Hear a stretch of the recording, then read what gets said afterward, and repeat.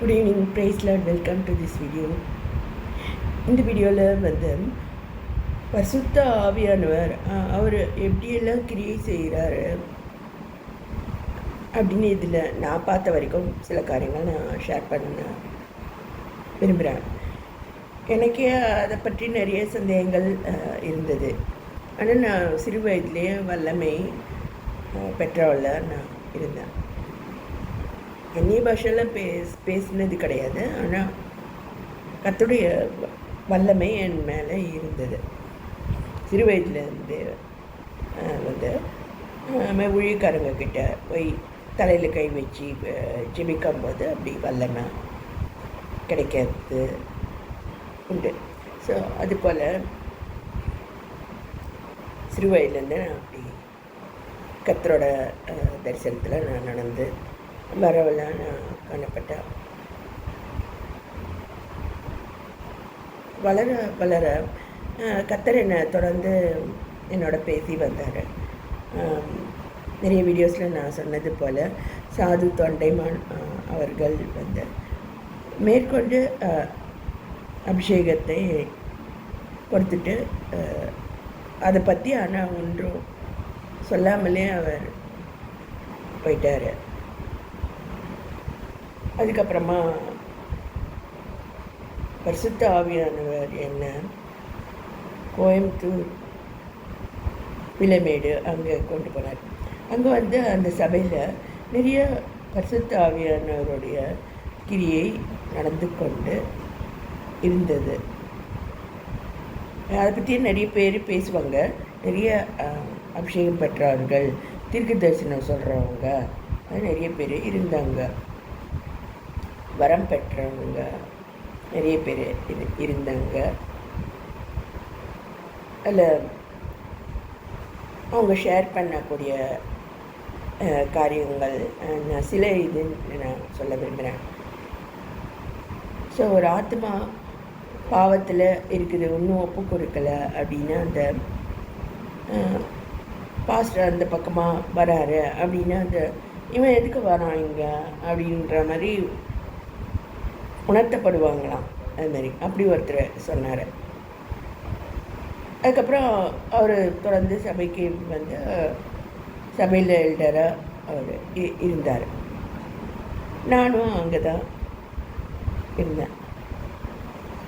நான் பரண்டே எழுந்திருப்பேன். அது மாதிரி ஏன்னா எனக்கு காரியங்கள் தெரியல. அப்போ அவங்க சபையில் திரும்ப விழாது பாரும் அப்படி ஒரு பாடல் பாடுவாங்க. அப்படி பாடும்போது நான் ரொம்ப உணர்த்தப்பட்டு நம்ம பரண்டு எழுந்திரிச்சிட்டு இருக்கோம் அப்படி சொல்லிட்டு நான் உணர்த்தப்பட்டு நான் ஒப்பு கொடுத்தேன். அதோடு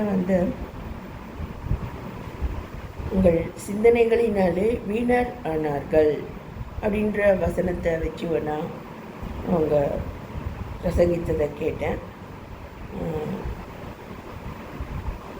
ரோமர் 1 அதிகாரத்தில் இருக்க அந்த வசனம், சிந்தனைகளினாலே வீணர் ஆனார்கள். நான் அவங்க சொல்லும்போது நானே வீணான சிந்தனைகள் அகப்பட்டிருக்கிறதா நான் உணர்ந்தேன். அது வரைக்கும் அப்படி இருந்ததில்லை. ஏன்னா சிறு வயதுலேருந்தே வல்லமை பெற்றவளாக நான் இருந்தேன். அங்கே பலரோட பழகி அப்படி படிப்பு அப்படி இப்படின்ட்டு இருக்கிறதுனால என்னுடைய ஜெப ஜீவியத்துலேருந்து சற்றே தவறி வீணான சிந்தனைகளுக்குள்ள நான் காணப்பட்டதான் அன்றைக்கி நான் உணர்த்தப்பட்டேன். அதுபோல் பரிசுத்த ஆவியானவர் வரும்போது அவர் நம்மளை கண்டித்து உணர்த்துகிறவராக இருக்கார்.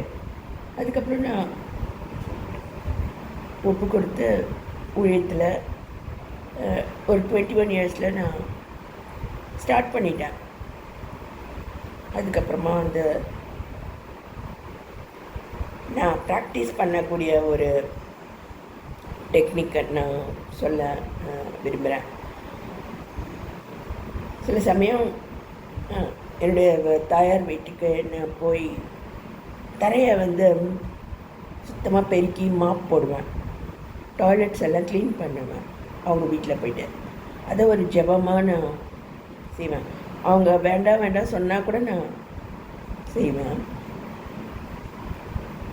அப்படி செஞ்ச பிறகு அவங்க உணர்த்தப்படுறத நான் பார்த்துருக்கேன். அவங்க வந்து நான் அப்படி மாப் போட்டு க்ளீன் பண்ண பிறகு அவங்க ஒன்றா நம்ம ஜெபிப்போம் அப்படி சொல்லிட்டு ஜெபம் பண்ணாங்க. என்ன ஜெபம் பண்ணாங்க அப்படின்னா, ஆண்டவரே, முதலாவது தேவனுடைய ராஜ்யத்தையும் அவருடைய நீதியும் தேடுங்கள்னு நீங்கள் சொல்லியிருக்கீங்க.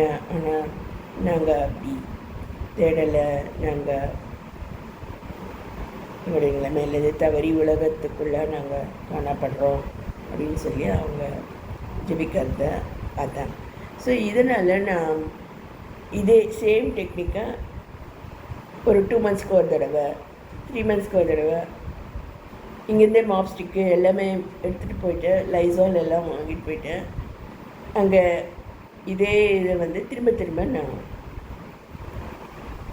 செய்து ஜெபித்து வரேன். இது ஒரு டெக்னிக் நான் ஃபாலோ பண்ணுறேன். ஸோ இது ஒரு நல்ல டெக்னிக்காக இருக்குது. நம்ம தானே அம்மா வீட்டில் நம்ம தானே செய்யணும்.